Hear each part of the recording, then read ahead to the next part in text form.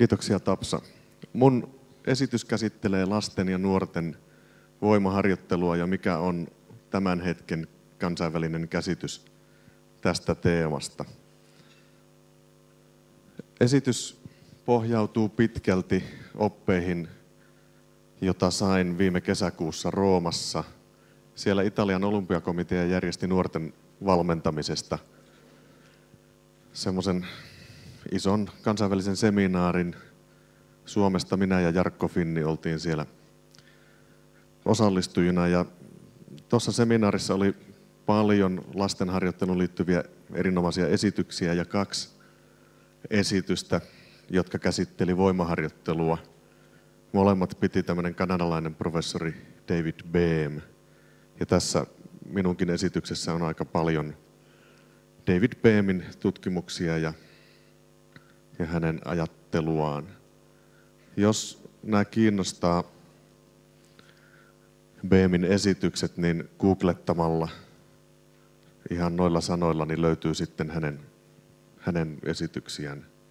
Mäkin löysin netistä sitten nuo 2 esitystä.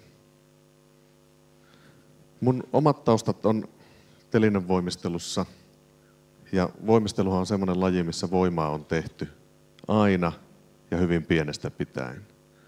Tämän kuvan mä oon ottanut 86 Jerevanissa, Armeniassa, Albert Asarjanin voimistelukoulussa.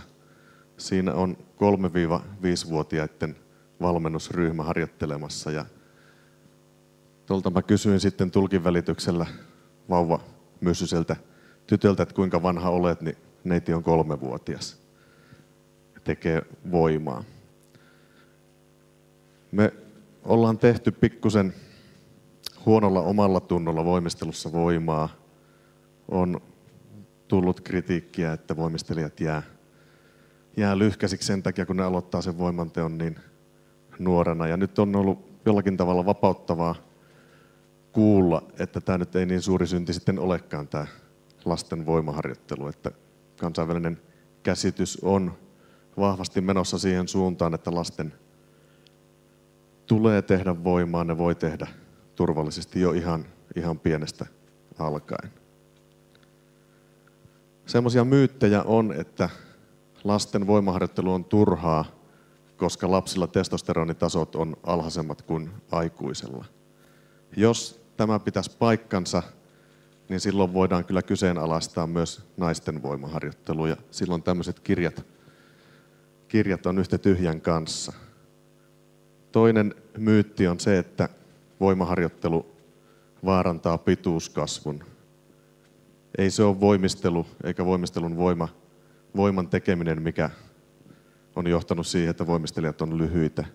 Ihan yhtä lailla, vaikka kuinka harrastaa koripalloa, niin se ei vaikuta pituuskasvun, että kasvaisi sitten pitemmäksi. Pikemminkin päinvastoin, että toi tietynlainen voimaharjoittelu saattaa olla jopa edullista pituuskasvun kannalta. On perusteltu, miksi lasten ei tulisi tehdä voimaa sillä, että nämä luiden kasvulevyt vaurioituu.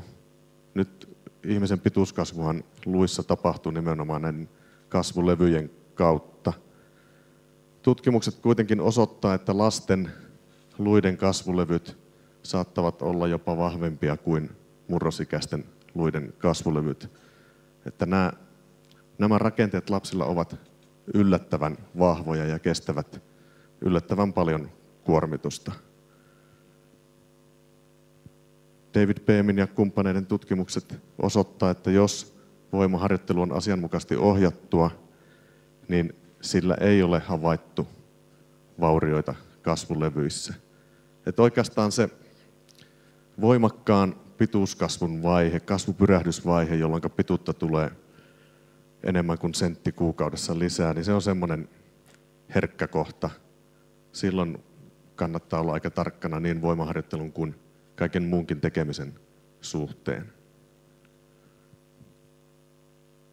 Se on jossakin määrin ristiriitaista sitten urheilijan polkujen kanssa, tai monen lajin urheilijan polulla kehotetaan tiettyihin toimenpiteisiin kasvupyrähdyksen aikana. Ja omat käsitykset on kyllä sellaisia, että siinä kohtaa pitää pikemminkin painaa jarrua kun kaasua. Se on kuitenkin niin lyhkäinen aika, muutama kuukausi, että sen pystyy olemaan vähän maltillisemmin, niin ei tule sitten niitä semmoisia haittoja, mitkä haittaa sitten aikuisuuteen asti.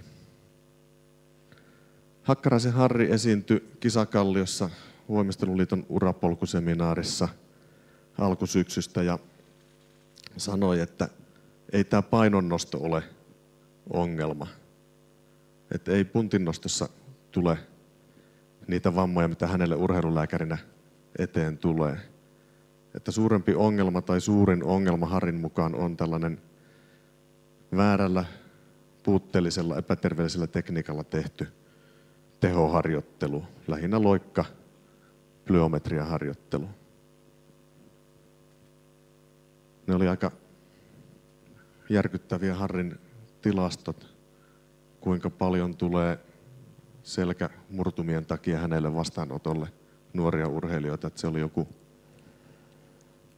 30% luokkaa, mitä esimerkiksi jääkiekon harrastajista hänelle tulee. Ja Harri pitää syynä justiin tällaista virheellisesti tehtyä loikkaharjoittelua. Lasten voimaharjoittelu aikaansaa lihasten kasvua. Ei siinä määrin kuin mitä aikuisella, mutta kuitenkin. Tuossa kuvassa on kiinalaisia voimistelijapoikia, niin näkee ihan selvästi, että siellä on hyvin kehittynyt lihaksista. Ja kyllä nämä jumpparin alut kropaltaan on ihan urheilijan näköisiä, vaikka murrosikä on vielä kaukana edessä päin. Eli todellakaan lasten voimaharjoittelu ei ole turhaa, vaan sillä saadaan tuloksia aikaan. Kuinka pienenä tai nuorena pitäisi aloittaa voimaharjoittelu? Kun mä tätä esitystä valmistelin, niin mä katselin sitten eri maiden suosituksia. Katsoin Australiasta, Kanadasta, Yhdysvalloista. Ja yhteinen viesti on se, että sen voi aloittaa siinä vaiheessa, kun voiman tekeminen alkaa lasta kiinnostamaan. Kuitenkin niin, että sen lapsen tulee ymmärtää ohjeet, sen tulee osata noudattaa ohjeita, että tekeminen on turvallista. Et terveys, turvallisuuspää edellä tässä pitää mennä. Mutta mitään semmoista absoluuttia ikää ei sanota, että se pitäisi jossakin tietyn vanhana aloittaa. Että sen voi aloittaa ihan niin kuin tuossa ekassa kuvassa näkyy mitä voimistelijat oli tehnyt 3-vuotiaana. Eli ei ole alaikärajaa. Muutamia tutkimuskatsauksia voimaharjoittelun vaikuttavuudesta. Tässä on ensimmäisenä tarkastelukohteena lihasvoima. Ja nähdään lukuisista tutkimuksista, että sekä lapsilla että murrosikäisillä voimaharjoittelulla on positiivinen vaikutus voiman kehittymiseen. Ei siinä laajuudessa kuin mitä aikuisilla, mutta joka tapauksessa selkeää voiman lisääntymistä. Sitten tutkimuskatsaus, että mikä merkitys voimaharjoittelulla on tehoon, niin siitä puuttuvat tutkimukset. Että lapsilla ei ole tehty tutkimuksia, joissa olisi mitattu tehokkuutta. Ja murrosikäisillä on, mutta ei kovin mittavaa tutkimustoimintaa. Lihaskestävyys, siinä voimaharjoittelulla positiivisia vaikutuksia. Sitten mitä se tarkoittaa luiden lujuudelle, mineraalitiheydelle. Siitä ei ole tutkimuksia kuin ihan muutamia yksittäisiä. Samaten tutkimukset liikkuvuudelle, ketteryydelle, fyysiselle suorituskyvylle, kehon rakenteelle on semmoinen kyntämätön alue, että tästä tarvittaisiin enemmän tutkimustietoa. eihän voimaseminaari ole seminaari eikä mikään, jos ei siellä tule vähän ohjeita 3 kertaa 4 kertaa jotakin. Niin tässä on kerännyt suosituksia, että minkälaista se lasten voimaharjoittelu tulisi olla, niin kuin kaikki muukin laadukas harjoittelu, niin alkaa hyvällä dynaamisella alkulämmittelyllä. Tästähän on Suomen valmentajat tehneet ansiokasta koulutustyötä, että on opetettu toiminnallista alkulämmittelyä ja Pasasen Kati on tehnyt väitöskirjan tästä aiheesta. Mutta että jokainen lasten voimaharjoitus alkaa hyvällä dynaamisella alkulämmittelyllä. Staattinen venyttely, siitä tulee yhä enemmän ja enemmän tietoa. Ja erityisen haitallista staattinen venyttely on silloin, kun se tehdään ennen voimaharjoittelua. On olemassa sellaisiakin mielipiteitä, että staattista venyttelyä ei kannattaisi tehdä koskaan. Ranskan telinevoimistelumaajoukkueen, joka on yksi maailman parhaita joukkueita, lopetti kokonaan staattisen venyttelyn ja tulokset sen kun parani.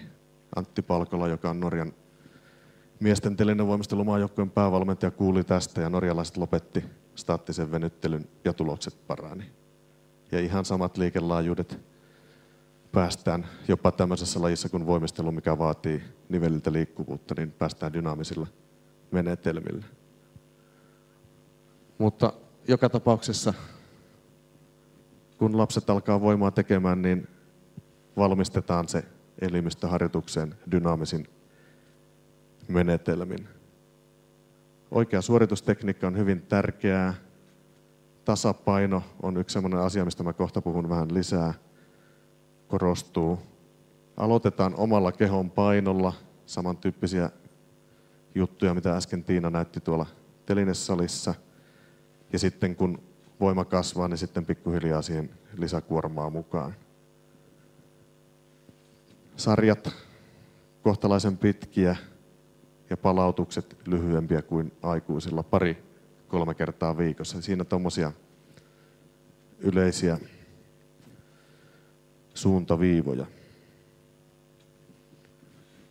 Tasapaino on ilmiö, mikä on yllättävän moneen muuhun tekijän yhteydessä. Ja se on oikeastaan koko tämän urheilemisen ydin. Kanadalaisilla jääkiekkoilijalla tehtiin tutkimus, jossa heillä oli tasapainotesti, staattinen tasapainotesti, yhden jalan seisonta. Ja sitten mitattiin maksimaalinen luistelunopeus ja löydettiin vahva korrelaatio näiden kahden asian välille. Eli jos haluaa luistella nopeasti, niin tasapainoharjoittelusta on siihen hyötyä. Tai tuossa nyt yksi esimerkki, 5 viikkoa harjoiteltu staattista tasapainoa, niin se tasapainotesti parantui tässä tutkimuksessa 33% ja vertikaalihyppy 9%. Tätä selitetään muun muassa sillä, että kun ihminen seisoo, niin hän huojuu koko ajan.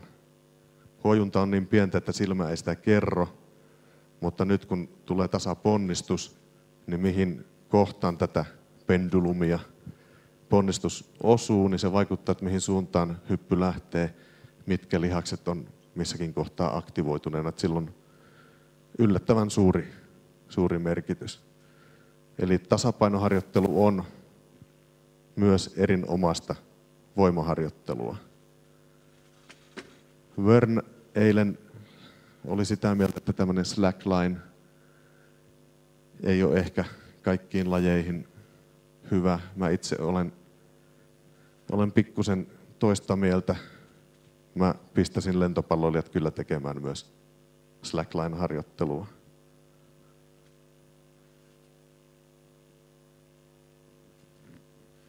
Toi on hyvä vertaus, että jos kanotista ampuu tykillä, niin eihän se kanotti pysy pystyssä. Eli hyvä tasapaino luo sen pohjan, mitä vastaan sitten nämä voimasuoritukset tapahtuu. Tässä taas muutamia tutkimuksia tasapainon merkityksestä. Siellä on esimerkiksi tuossa yliopistolentopallonaiset tehneet funktionaalista tasapainoharjoittelua, niin se on parantanut 141% heidän yhden jalan kyykkytulostaan. Että tässä on hyvin vakuuttavaa näyttöä siitä, kuinka parantunut tasapaino näkyy sitten tämmöisissä voimatehosuorituksissa.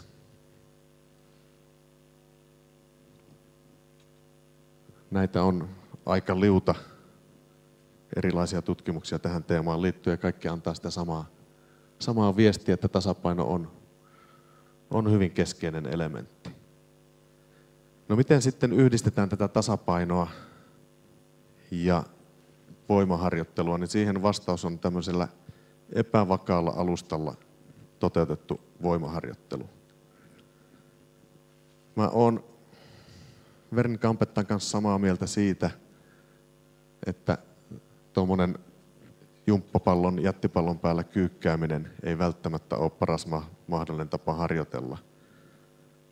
Avain on se, että pitää olla oikea määrä sitä epävakautta. Jos on noin hutera alusta kuin tuossa toi jumppapallo, niin silloin mukaan tulee tarpeettomia, tahattomia lihassupistuksia ja siinä on koko ihminen ihan jäykkänä. Sen sijaan, jos sitä on sopiva määrä sitä huteruutta, niin silloin saadaan samat lihasaktiivisuudet hyvin pienilläkin kuormilla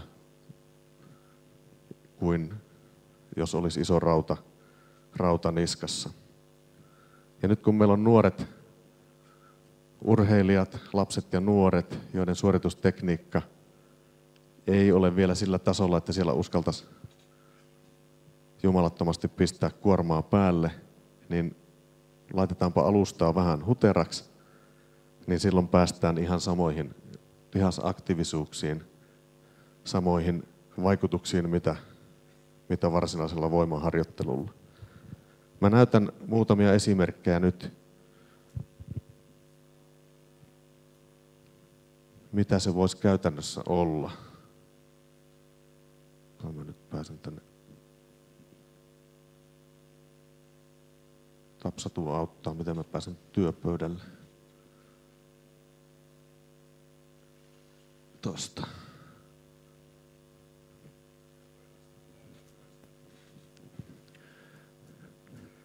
Nämä pojat, mitkä mulla on tässä mallina, tekee ensimmäisen kerran elämässään näitä suorituksia, että nämä ei ole täydellisiä suorituksia, mutta tässäkin jääkiekko-pesäpallopojalla käsipainot käsissä, ei tarvitse panna niskaan. Siinä on tämmöinen bosupallo, pikkusen hutera alusta, niin näette, että koko ajan joutuu tekemään semmoista pientä tasapainottavaa työtä.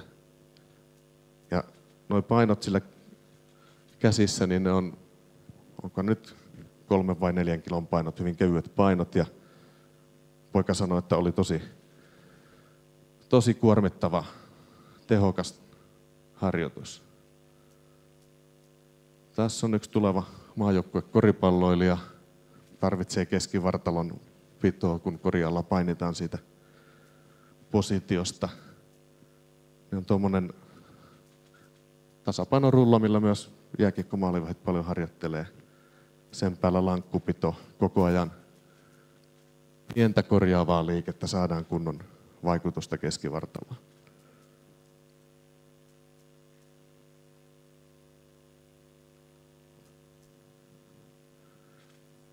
Edelleen posun päällä 3 kilon kuntopallo, jossa on kahvat. Harjoitellaan vähän semmoista kiertoliikettä, mitä tarvitaan luistelussa, mitä tarvitaan pesäpallon lyönnissä. Ja niin kuin nähdään, niin tämä ei ihan helppoa ole, että siinä Jere joutuu vähän näkemään vaivaa. Ja polvet ei tahdo oikein pysyä linjassa, mutta niin kuin totesin, niin eka kertaa elämässään kokeilee tätä.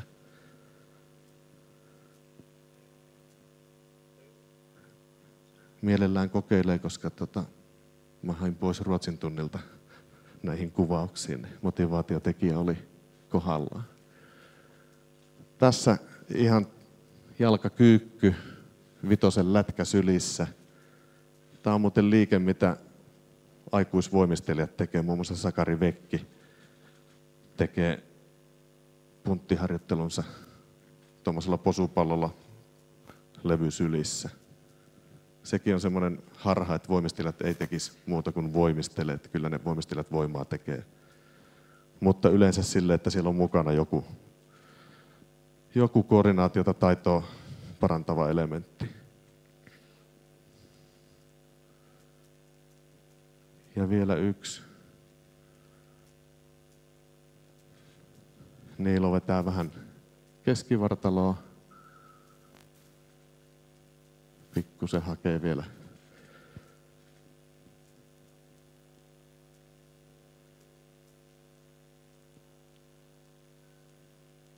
Tommonen.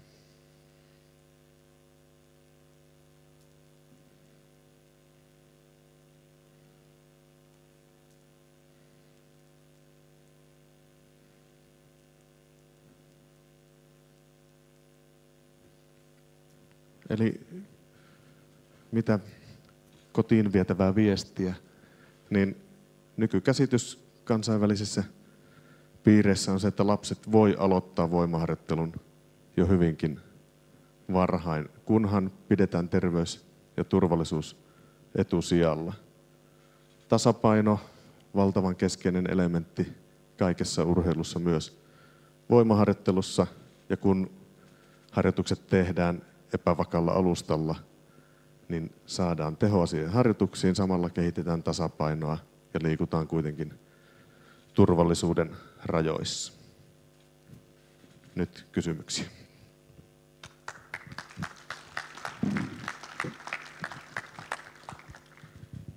Okei, kiitoksia Sami.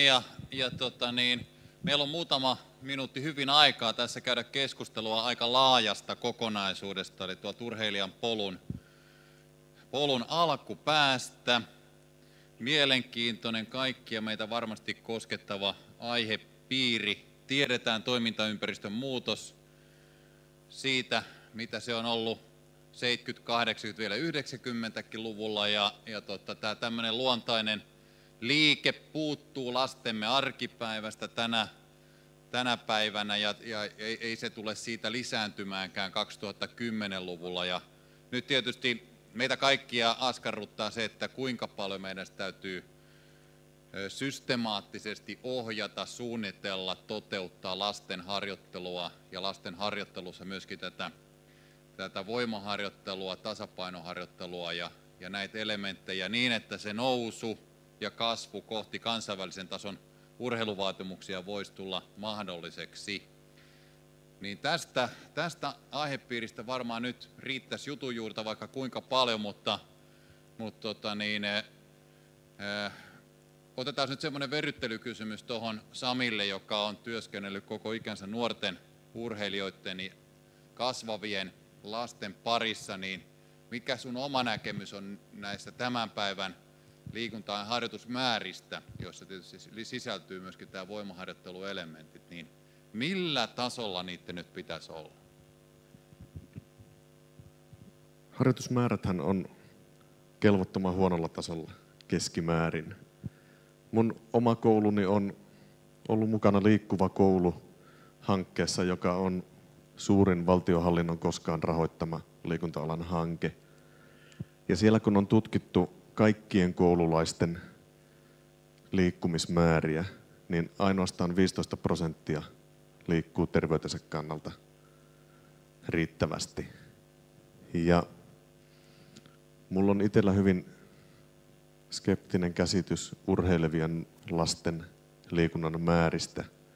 Siinä on semmoinen harha, että jos lapsi on mukana urheiluseuratoiminnassa, niin ajatellaan, että hän liikkuu riittävästi. Nyt kun on tehty selvityksiä toiminnallisuuden asteesta, niin se aika paljon siitä ajasta, mitä treeneissä ollaan, menee jonottamiseen ja siirtymisiin ja tämmöisiin toisarvoisiin juttuihin, että varsinainen liikkuminen niin on tosi vähäistä. Ja mä näen sen omassa työssäni, mulla on koulussa urheiluluokat, jonne pääsykokeella valitaan Jyväskylän parhaat urheilijat, nuoret urheilijat yläkouluun. Ja kyllä se aines on vaan aika huonoa. Et kyllä siellä paljon kauempaa joutuu lähtemään kuin mitä muutama 10 vuotta sitten. Että arkiliikkuminen on romahtanut ja se näkyy sitten heikentyneenä suorituskykynä ihan kaikilla osa-alueilla. Yksi semmoinen asia, mikä voisi tässä yhteydessä sanoa, on, että ollaan tekemässä tämmöistä tai internet-sivustoa www.valmennustaito.info. Siinä on Kimmo ollut veturina ja minä olen ollut sitä tekemässä Lilli, Jorma, Vallialan Riku, Yleniuksen Tiina. Ja siinä tulee yksi semmoinen työkalu valmentajille, jossa sitten saa apuja harjoitteluun, että mitä sitten voisi tehdä. Ja meillähän on paljon näitä tämmöisiä harjoitepankkeja, mutta niiden yhteinen ongelma on se, että siinä puuttuu semmoinen selkeä rakenne. Ja tässä valmennustaitosivustossa on jäsentynyt hyvä rakenne ja se ehkä auttaa sitten hahmottamaan tätä kokonaisuutta. Ei ole vielä auki, kunhan johtaja Yliaskari tietää. Niin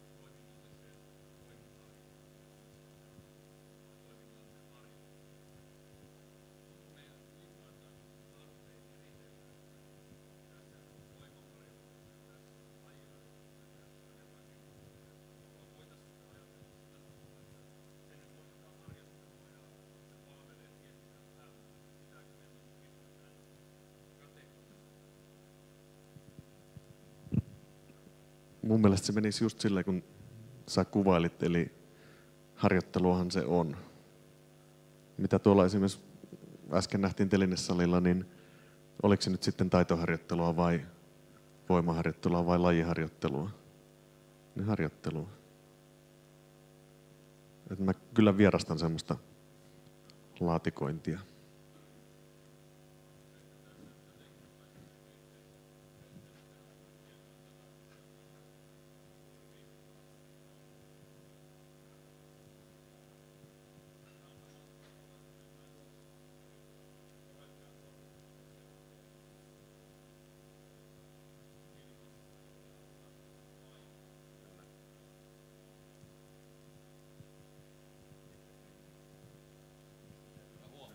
Mitä sanoo asiantuntija nyt sitten lasten punttiharjoittelusta? Jokaisen päässä varmaan vilisee kysymyksiä vanhastaan ja ehkä täälläkin tulee ne uusien tietojen valossa, niin milloin sitä nyt voi aloittaa? Heti kun sen pystyy oikein tekemään. Et en mä vierasta lasten punttiharjoittelua. Että kyllä meillä nuoret voimistelijat tekee punttien kanssa. Mutta tekniikat pitää olla kohdallaan, että siinä ei ole sitä loukkaantumisriskiä. Kuinka nuorena te olette tehneet? Jossain siellä reilusti alakouluiässä, 10-vuotiaana, siinä paikkeilla. 10 vuoden iässä. Mitäs kysymyksiä? Lisää?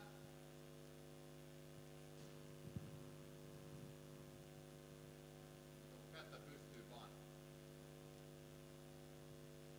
Sä tuossa mainitsit, että Hakkaraisen Harri on enemmänkin tänne plyometrian puolelle ikään kuin suunnannut niitä ongelmia tai riskejä, että lasten ja nuorten harjoittelussa sieltä syntyy sitten vammoja, niin tulisiko sitä nyt kokonaan sitten välttää vai miten? Ei suinkaan, eikä niin punttikaan mikään paha ole, mutta se mitä Harri korostaa, niin on tämä oikea tekniikka. Muun muassa ne asiat, mitä Kati Pasasen väitöskirjassa nostettu esiin, että jos on hyvä hallinta, hyvä tekniikka, niin sillä pystytään merkitsevästi vähentämään vammautumisia. Et ei Harrikaan loikkaharjoittelua vastaan ole, mutta että se pitää tehdä terveellisellä tavalla.